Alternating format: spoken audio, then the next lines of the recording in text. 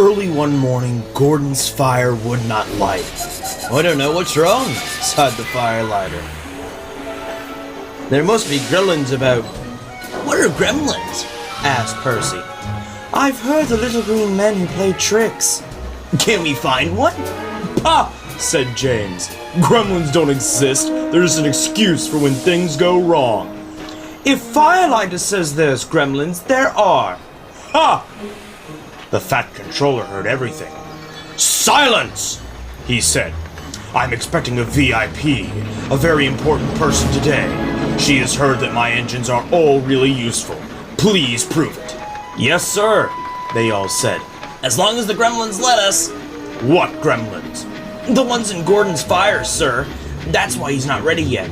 "I'll see about that," thundered the Fat Controller. And indeed he did.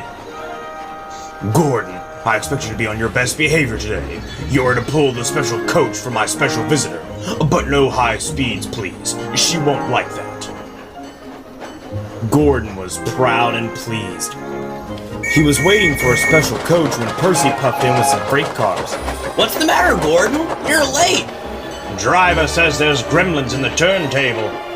"They must be everywhere," squeaked Percy. At last the turntable was mended, and Gordon puffed away with the special coach.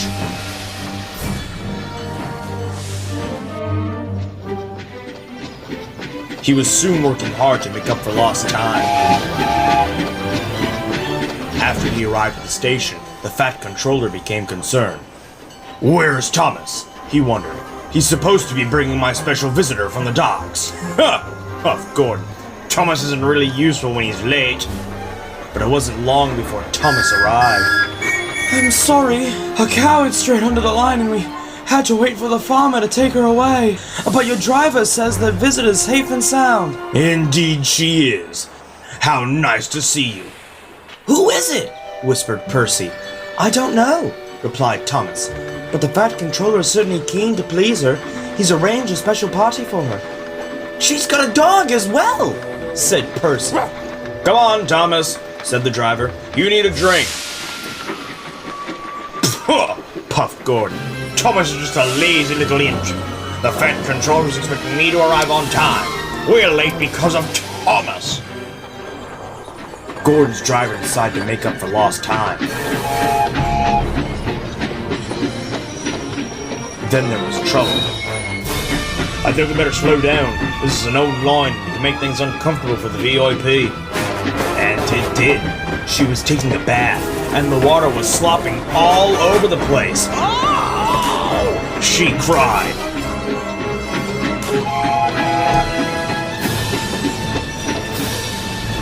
Gordon was very relieved when they reached his final destination, where Thomas was waiting to collect the Fat Controller and the special visitor.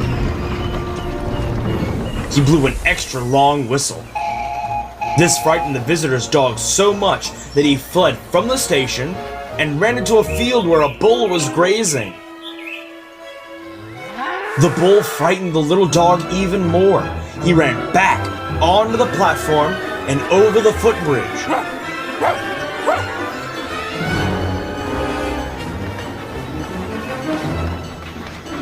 He didn't stop until he jumped straight into Thomas's cab.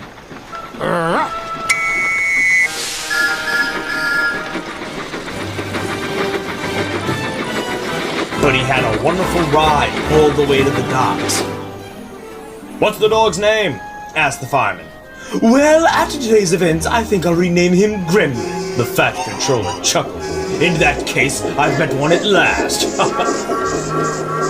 "Excuse me, sir, but who is your very important visitor?" "Why didn't I tell you? This lady is my mother, and she agrees with me. You are indeed really useful engines. And of course, my mother is always right." Ha ha!